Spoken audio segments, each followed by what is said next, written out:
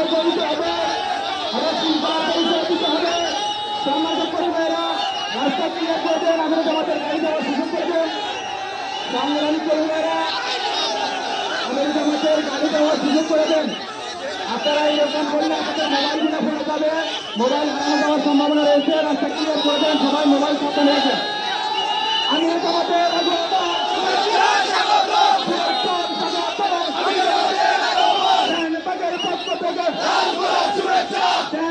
পক্ষ থেকে